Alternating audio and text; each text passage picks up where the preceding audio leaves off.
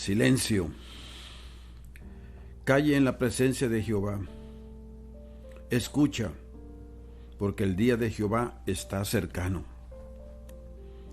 Con estas palabras en el 7º versículo de su libro, el profeta anuncia el corazón de su mensaje. Sofonías tiene un solo tema: el día de Jehová. Este es el mensaje el día de hoy, que con la ayuda del Espíritu Santo deseo compartirlo. El sonido de su primera declaración es como el toque de trompeta. Destruiré por completo todas las cosas de sobre la faz de la tierra, dice Jehová. ¿Qué? ¿Hablas en serio? Sí, Señor, hablo en serio. Destruiré los hombres y las bestias. Destruiré las aves del cielo y los peces del mar.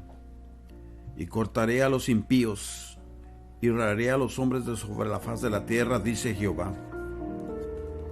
Seguramente te refieres a los paganos y a las naciones gentiles. No, me refiero a la nación de mi pueblo. Extenderé mi mano sobre Judá y sobre todos los habitantes de Jerusalén. Pero, ¿por qué? ¿Qué pasa? Sencillamente esto. Mi pueblo se ha vuelto pagano, adora a los ídolos paganos y a los astros del cielo. Me ha abandonado y ha abrazado la idolatría. Observa tú cuidadosamente los registros. Extenderé mi mano sobre Judá y sobre todos los habitantes de Jerusalén, y exterminaré de este lugar los restos de Baal y el nombre de los ministros idólatras con sus sacerdotes, y a los que sobre los terrados se postran al ejército del cielo, y a los que se postran jurando por Jehová y jurando por Milcom, y a los que se apartan de en pos de Jehová, y a los que no buscaron a Jehová ni le consultaron. ¡Qué cuadro! El pueblo de Dios, y en la ciudad santa, sus cuerpos están cerca del santuario sacrosanto, y sus corazones están llenos de pecado. Con razón Dios tuvo que hacer algo. Baal, ¿qué de memorias provocaba ese nombre? Los israelitas establecieron contacto con la adoración de Baal cuando entraron en Canaán. La perversa Jezabel inició la adoración de Baal en el reino de Israel al norte. Su hija Atalía quiso imponer su culto en el reino del sur, el de Judá. Y Elías desafió en una ocasión a Baal en el monte Carmelo, dando lugar a una de las escenas más grandiosas de la historia sagrada. Jehú destruyó a Jezabel y a los adoradores de Baal, pero el culto sobrevivió en ambos reinos y fue una de las causas de la cautividad.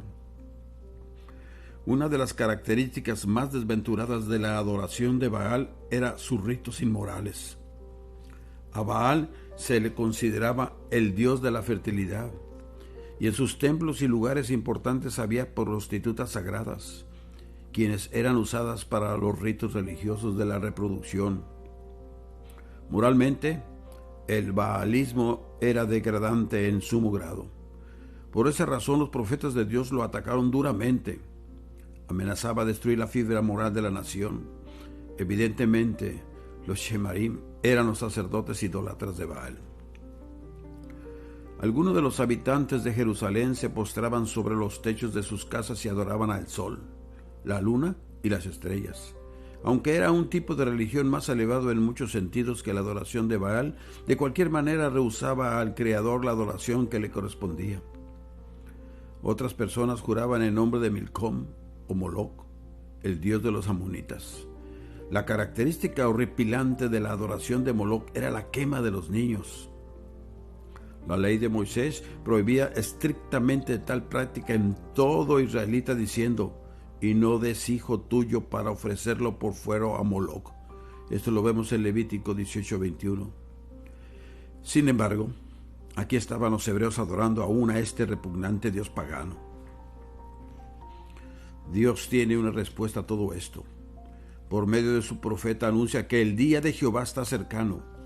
Él castigará a los príncipes y a los líderes de la rebelión en contra de él.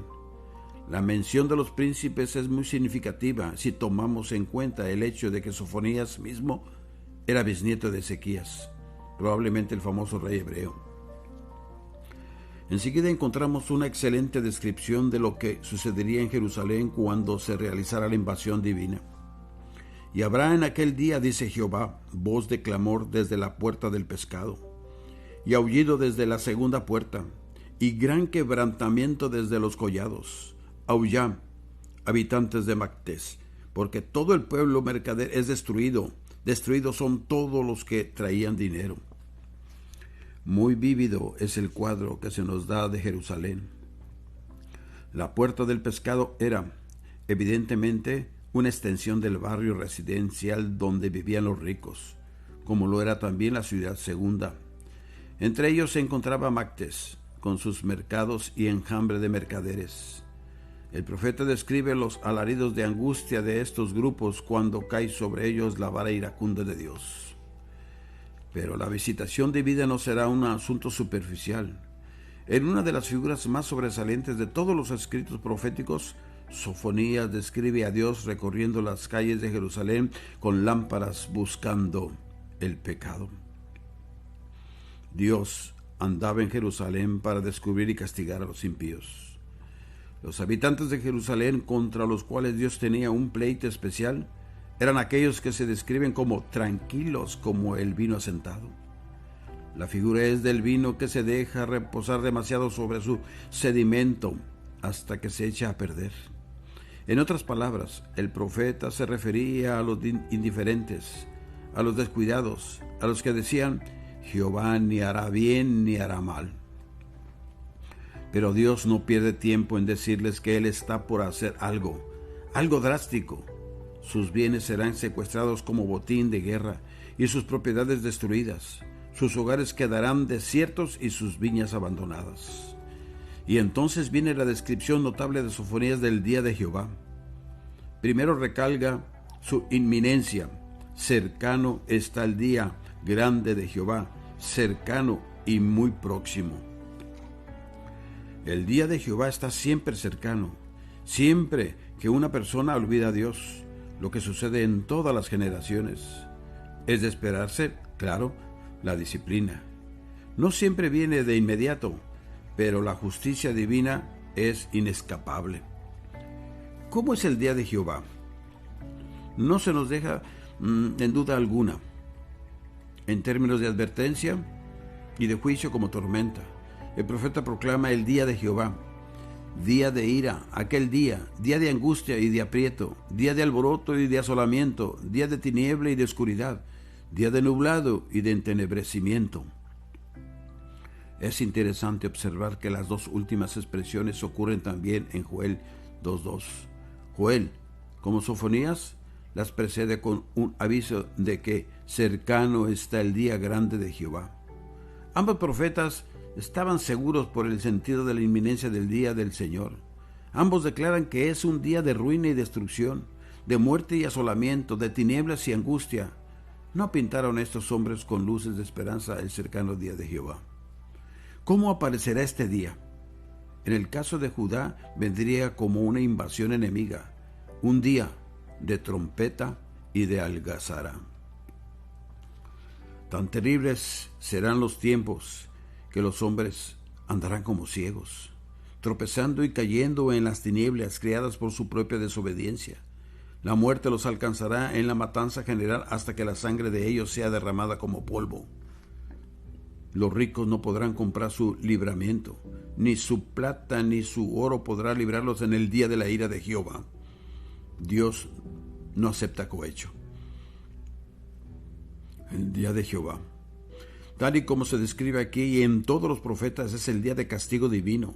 Es el día cuando Dios toma en sus manos los asuntos, cuando el día del hombre queda anulado, cuando lo eterno invade lo temporal, cuando lo infinito interrumpe lo finito. Es el día de la ira de Jehová en contra del pecado. Ese día ha venido muchas veces y sigue viniendo. A menudo parece distante, sin embargo siempre está a la mano. Cada generación ha visto algún día de Jehová, cuando Dios visitó y castigó. La destrucción de Jerusalén en el día de Jeremías en el año 70 después de Cristo puede identificarse con el día de Jehová, y también podríamos llamar así al día en que Sodoma y Gomorra fueron destruidos. y aquel otro cuando Pompeya quedó sepultada. La causa fue la misma en todas las ocasiones. El pecado del hombre, Dios es magnánimo, más allá de toda comprensión humana. Pero si Él ignorara el pecado, la justicia del universo se vendría por los suelos, porque Dios es santo y justo y recto. Su naturaleza misma demanda que haga cuentas con el pecado. Esas maneras de pensar sedimentales y delicadas sobre el pecado nos dejan hundidos en el lodo y la miseria, la ruina y la bajeza de un mundo sin Dios. Necesitamos capturar de nuevo el profundo sentido que el profeta tenía sobre lo terrible del pecado. Sus severas palabras en contra de la injusticia abrieron el camino para que el espíritu humano se elevara a mayores alturas. Nuestra religión nunca será más poderosa que nuestra actitud en contra del pecado. El segundo capítulo de Sofonías se abre con un ruego en favor del arrepentimiento. El tercer versículo es uno de los pasajes más bellos en todo el libro, que nos dice así en 2:3: Buscad a Jehová todos los humildes de la tierra, los que pusisteis por obra su juicio. Buscad justicia, buscad mansedumbre, quizás seréis guardados en el día del enojo de Jehová. El nombre Sofonías significa protegido de Jehová. Puede reflejar el hecho de que sus devotos padres hayan sido amenazados durante el largo reinado del impío Manasés. Sofonías nació durante el reinado de este monarca. El profeta se dirige a los países circunvecinos. Primero, profetiza la destrucción de las grandes ciudades filisteas. Debían de ser asoladas. Esto nos trae al asunto de la fecha de la profecía de Sofonías. En el primer versículo, que sirve como encabezado del libro, se nos dice que la palabra de Jehová vino a él en los días de Josías, rey de Judá. Josías reinó del 639 al 609 a.C. Los versos 8 al 13 del capítulo 2 prometen que un remanente de Israel se salvará. La palabra nos dice en el capítulo 3, versículo 13: ellos serán apresentados y dormirán, y no habrá quien los atemorice. Gloria a Dios. Los versículos 14 y 20 del capítulo 3 tienen un tono distinto del resto del libro. Se incita a Sión a cantar, a regocijarse y a alegrarse. Dios, su Rey verdadero, está en medio de ella y la protegerá. El versículo más hermoso en todo el libro se encuentra en el capítulo 3, versículo 17, que dice así: Jehová está en medio de ti, poderoso, Él salvará. Se gozará sobre ti con alegría, callará de amor, se regocijará sobre ti con cánticos. La comunión entre Dios y sus hijos significa gozo mutua. Qué privilegio producir gozo en el corazón de Dios. ¿Cómo debiéramos buscar los momentos de tranquila soledad con Dios, cuando nuestros espíritus se inspiran y elevan, y Dios mismo se regocija al tener comunión con nosotros? Los últimos 3 versículos hablan especialmente de la restauración de la cautividad de Judá. Obviamente, la primera aplicación es el retorno de Babilonia, pero las palabras van más allá del periodo de la post-restauración, que nos dice en el capítulo 3:19: os pondré por alabanza y por renombre en toda la tierra. Solamente en Cristo nuestro Salvador, nuestro Redentor, encuentra el cumplimiento de esta promesa. Esto es verdad también de muchas otras promesas del Antiguo Testamento. Puede verse en la historia un cumplimiento parcial e imperfecto, pero solo Cristo es el cumplimiento de la esperanza humana y de las profecías. Qué privilegio tan grande tenerle en nuestros corazones, cumpliendo todas las preciosas y grandísimas promesas que nos dice en el capítulo 2 de Pedro, en el primer capítulo, en el primer versículo del 1 al 4 de la palabra de Dios. Jamás podremos exagerar todo lo que Cristo significa para nosotros. Mi querido hermano, mi querido amigo, amiga, que me ha estado escuchando, la palabra de Dios no vuelve vacía. Así es que en este momento tú puedes estar seguro, segura, que Jesucristo viene pronto por su iglesia. Así es que preparémonos para el encuentro personal con nuestro Dios verdadero. Fue un placer exponer la palabra de Dios por este medio. y te doy gracias por recibirla en tu corazón. Que Dios los colme de bendiciones. Se despide su hermano y amigo, el pastor Carlos Parga. Que Dios te siga colmando de muchas bendiciones. Gracias.